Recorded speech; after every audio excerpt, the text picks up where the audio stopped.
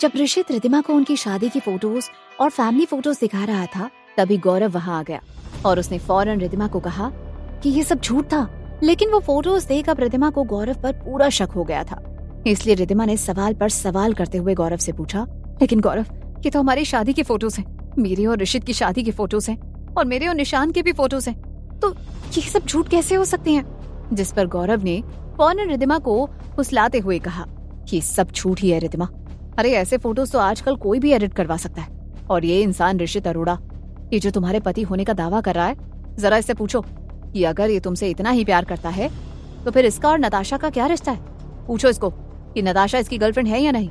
गौरव की इस बात से एक बार फिर रिद्धिमा कंफ्यूज होकर ऋषित की तरफ देखने लग गई। ऋषित फौरन रिद्धिमा को सब सच बताते हुए बोला, रिद्धिमा, मेरे और नताशा के बीच कुछ नहीं है और वो मेरी गर्लफ्रेंड नहीं है, मैं सिर्फ तुमसे प्यार करता हूँ। ऋषित की बात काटते हुए गौरव ने फौरन कहा, झूठ रिद्धिमा, ये ऋषित एक और झूठ बोल रहा है। नताशा ऋषित की गर्लफ्रेंड है और इसीलिए तो वो उसे मुंबई से अपने साथ छुट्टियां मनाने के लिए लाया है और दोनों एक ही होटल में एक ही कमरे में ठहरे हुए हैं। ऋषित चिल्लाकर बोला, स्टॉप इट, ये सब झूठ है। बड़ी मुश्किल से गौरव के गार्ड्स को चकमा देकर ऋषित रिद्धिमा के कमरे में आया था, लेकिन अब तक वहाँ गौरव के गार्ड्स पहुंच चुके थे। गौरव ने ऋषित को वार्निंग देते हुए कहा, तुम्हारी वजह से रिद्धिमा की तबीयत खराब हो रही है, इसलिए बार बार उससे मिलने की कोशिश करना बंद करो। पर ऋषित भी कम नहीं था। गौरव के गार्ड से खुद को छुड़ाते हुए वो गौरव की आंखों में आंखें डालकर उसे घूरते हुए देखने लगा और गौरव को चिढ़ाते हुए बोला, एक बात बताओ, तुम्हारी कंपनी कैसे चल रही है? चल भी रही है या नहीं? मेरा मतलब है कि इतना नुकसान हो गया तुम्हारी कंपनी का, तो कहीं वो बंद तो नहीं पड़ गई? गौरव ने दांत पीसते हुए कहा, गौरव मल्होत्रा की कंपनी है वो, तो उसे बंद कराना तुम्हारे बस की बात नहीं है ऋषित अरोड़ा।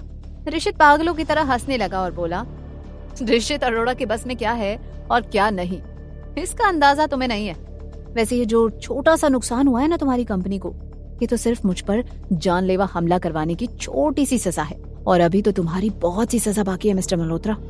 ऋषित ने फिर एक बार रिद्धिमा की तरफ देखा और फिर उसने निशांत का हाथ पकड़ा और उसे वहाँ से लेकर चला गया। गौरव फिर रिद्धिमा के पास बैठ गया और उसे समझाते हुए बोला, देखो रिद्धिमा, मुझ पर भरोसा रखो, उस सारे झूठे फोटोज थे। उस ऋषित का नताशा के साथ भी अफेयर चल रहा था और वो तुम्हें भी पाना चाहता था, और यही नहीं, वो तुम्हारे लिए मेरे बिजनेस को भी बर्बाद कर रहा है। और अभी तुमने सुना ना कि उसने क्या कहा? वो एक घटिया आदमी है रिद्धिमा, तुम उसकी बातों में मत आना। रिद्धिमा अब बहुत ज्यादा कंफ्यूज हो गई थी। वो फोटोज देखकर उसने तो लगभग ऋषित पर यकीन ही कर लिया था, और अगर गौरव नहीं आता तो शायद वो थोड़ी ही देर में ऋषित पर पूरी तरह यकीन कर लेती। लेकिन गौरव ने नताशा और ऋषित के बारे में बोलकर उसके दिमाग में ऋषित के लिए भी शक डाल दिया था। अब रिद्धिमा कोई भी फैसला नहीं ले पा रही थी और इसीलिए उसने बस गौरव की हाँ में हाँ मिलाई। उसके दिमाग में कई सारे सवाल घूम रहे थे। क्या सच में ऋषित के दिखाए फोटोज झूठे थे? क्या ऋषित झूठ बोल रहा था? लेकिन अगर ऋषित झूठ भी बोल रहा था तो भी निशान जैसा छोटा सा बच्चा उससे झूठ कैसे बोल सकता था? ऋषित ने कहा कि उसने गौरव से बदला लिया क्योंकि गौरव ने ऋषित की जान लेने की कोशिश की थी। क्या ये सच था? उसे इन सारे सवालों के जवाब खुद ही ढूंढने होंगे। उधर हॉस्पिटल के बाहर आने के बाद ऋषित और निशांत अपनी कार में बैठ गए तो निशांत ने मासूमियत से पूछा, डैडी, हम कहाँ जा रहे हैं? मुझे मम्मा से बातें करनी थी। डैडी, हम क्यों जा रहे हैं? ऋषित ने किसी तरह खुद का गुस्सा काबू में करते हुए कहा, बेटा, डॉक्टर ने मम्मा को आराम करने को कहा है, इसलिए अभी उन्हें आराम करने देते हैं। हम कल फिर से उनसे मिलने आएंगे। रिद्धिमा जब तक हॉस्पिटल में थी, ऋषित उससे मिलने का कोई ना कोई तरीका ढूंढ ही लेगा, इसलिए ऋषित निश्चिंत था और कल रिद्धिमा से मिलने की बात कर रहा था। तभी निशांत ने उत्सुकता से पूछा, डैडी, आपकी और गौरव अंकल की लड़ाई हुई, क्या हुआ डैडी? ऋषित ने अविश्वास में सर हिलाते हुए कहा, तुम इसके बारे में मत सोचो। बड़ों की बात में छोटों को बात नहीं करनी चाहिए और तुम बस इतना समझ लो कि डैडी तुम्हारे साथ है और हम जल्दी ही तुम्हारी मम्मी को भी घर वापस ले आएंगे। निशांत ने किसी प्यारे बच्चे की तरह बस हाँ में सर हिलाया। यहाँ ऋषित यही सोच रहा था कि कल फिर किसी तरीके से वो रिद्धिमा से हॉस्पिटल में मिल लेगा। वहीं दूसरी तरफ गौरव ये समझ चुका था कि रिद्धिमा जब तक हॉस्पिटल में रहेगी तब तक ऋषित को उससे मिलने का ज्यादा चांस मिलता रहेगा। इसलिए गौरव ने फैसला ले लिया था कि वो रिद्धिमा को अभी डिस्चार्ज करके वापस अपने विला में ले जाएगा। उसके विला में ऋषित की परछाई भी रिद्धिमा तक नहीं पहुंच पाएगी। थोड़ी ही देर में सारी फॉर्मेलिटीज पूरी करके गौरव रिद्धिमा के कमरे में आया और उसने रिद्धिमा से कहा कि उसका डिस्चार्ज हो गया है और वो लोग उनके विला वापस जा रहे थे। ये सुनकर रिद्धिमा ने बाहें चढ़ाते हुए कहा, लेकिन डॉक्टर ने तो मुझे कहा था कि मुझे कम से कम 3-4 दिन और हॉस्पिटल में रुकना होगा। जिस पर गौरव ने रिद्धिमा के चेहरे को अपने हाथों में लेते हुए कहा, हाँ, लेकिन ऋषित बार बार यहाँ आकर तुम्हें परेशान कर रहा है, तो इसलिए मैंने फैसला कर लिया है कि तुम विला में ही रहोगी, क्योंकि वहाँ ऋषित तुम्हें परेशान नहीं कर पाएगा और डॉक्टर तुम्हारे चेकअप के लिए वहाँ आ जाएगा। रिद्धिमा बस गौरव को देखती रह गई। ऐसा लग रहा था कि गौरव को रिद्धिमा से ज्यादा इस बात की फिक्र थी कि ऋषित कहीं रिद्धिमा से न मिले। गौरव को इस बात की फिक्र नहीं थी कि रिद्धिमा को इमरजेंसी डॉक्टर की जरूरत पड़ सकती थी। उसे तो बस रिद्धिमा को ऋषित से दूर रखना था। रिद्धिमा को ये बात बहुत अटपटी सी लग रही थी, लेकिन रिद्धिमा ने ये बात अपने मन में ही रखी। जल्दी ही गौरव रिद्धिमा को लेकर अपने विला लौट गया। दूसरी तरफ विशाल को अपने आदमियों से ये बात पता चली तो उसने फौरन ऋषित को यह खबर देते हुए कहा, सर, रिद्धिमा मैडम हॉस्पिटल से डिस्चार्ज लेकर वापस मिस्टर गौरव के विला में शिफ्ट हो गई हैं। ऋषित हैरानी से सोफे से उठकर खड़ा हो गया और बोला, ये कैसे हो सकता है? डॉक्टर ने तो कहा था कि रिद्धिमा को कुछ और दिन हॉस्पिटल में रुकना पड़ेगा, फिर उसने अचानक डिस्चार्ज क्यों लिया? विशाल ने सिर झुकाते हुए कहा, सर, लगता है आप और निशांत सर आज रिद्धिमा मैडम से जिस तरह मिले, उससे गुस्सा होकर मिस्टर गौरव ने उनका डिस्चार्ज करवा लिया होगा। ऋषित ने इरिटेट होकर अपना हाथ टेबल पर पटका और चिल्लाकर बोला, वो गौरव मल्होत्रा रिद्धिमा से प्यार करने का दावा करता है, लेकिन प्यार तो क्या, उसमें इंसानियत भी नहीं है। रिद्धिमा अभी पूरी तरह रिकवर भी नहीं हुई है और अगर उसे डॉक्टर की जरूरत पड़ी तो, लेकिन गौरव को बस अपनी पड़ी है। गौरव मल्होत्रा, मैं तुम्हें सड़क पर लाकर खड़ा कर दूंगा, आई प्रॉमिस। ऐसे ही 4-5 दिन बीत चुके थे। रिद्धिमा की तबीयत अब काफी हद तक ठीक हो गई थी। वहीं दूसरी तरफ ऋषित अब और जोरों शोरों से गौरव को बर्बाद करने में लगा था। गौरव बेचारा अपने बिजनेस के झमेलों में ही इतना फंसा हुआ था कि उसे रिद्धिमा से बात करने की फुर्सत नहीं थी। वहीं निशांत अपनी माँ को बहुत मिस कर रहा था। फिर एक दिन निशांत किसी की बात सुनने को तैयार नहीं था और जिद पे अड़ गया था कि वो अपनी माँ के बगैर खाना नहीं खाएगा। ऋषित ने किसी तरह निशांत को समझाने की कोशिश करते हुए कहा, निशांत, डैडी ने प्रॉमिस किया है ना कि वो निशांत को जल्दी ही मामा से मिलवाएंगे, तो फिर थोड़ा सब्र रखो, डैडी अपना प्रॉमिस जरूर निभाएंगे। निशांत रोते हुए बोला, पर डैडी, मुझे मामा के पास अभी जाना है। मामा पहले ही बीमार थी, इसलिए मुझे उनके पास जाना है। जिस पर ऋषित ने निशांत को गले से लगाते हुए कहा, रो मत बेटा, तुम्हारी मम्मा अब ठीक हो गई है और अब वो हॉस्पिटल में नहीं है। उनका काम अधूरा रह गया है ना, इसीलिए वो अपना काम खत्म करके जल्दी ही निशांत से मिलने आने वाली है। निशांत ने ऋषित को अपने नन्हे हाथों से हग करते हुए पूछा, सच्ची ना? मम्मा जल्दी ही वापस आएंगी ना? ऋषित ने हामी भरते हुए कहा, हाँ बेटा, जल्दी ही आएंगी। नताशा ऋषित और निशांत को ऐसे देख इमोशनल हो गई।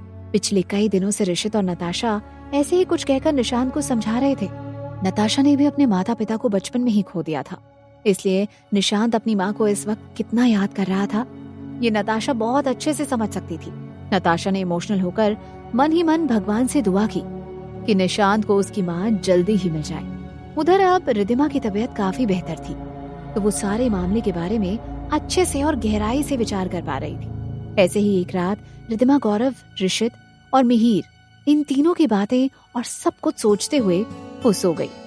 नींद में उसे सपने में बहुत सारी अजीब चीजें दिखाई देने लगी। रिद्धिमा शादी का जोड़ा पहने हुए थी और उसकी शादी हो रही थी। वो बहुत खुश थी। फिर ऋषित के साथ उसकी शादी की रस्में हो रही थी और उनके 7 फेरे हो रहे थे। फिर उसका और ऋषित का करीब आना, लेकिन फिर अचानक कुछ हो गया और ऋषित उसे छोड़कर चला गया, जिससे रिद्धिमा बहुत रो रही थी। उसके बाद रिद्धिमा ने देखा कि वो प्रेग्नेंट थी, लेकिन ऋषित किसी बात पर उससे लड़ रहा था और उसके साथ एक लड़की भी थी। फिर ऋषित ने कहा वो उससे प्यार नहीं करता, वो सोनिया से प्यार करता था और रिद्धिमा मर भी जाएगी तो वो उसका चेहरा नहीं देखेगा। अचानक फिर रिद्धिमा ने खुद को एक कार ड्राइव करते हुए देखा और अचानक अगले ही पल उसकी कार का एक्सीडेंट हो गया।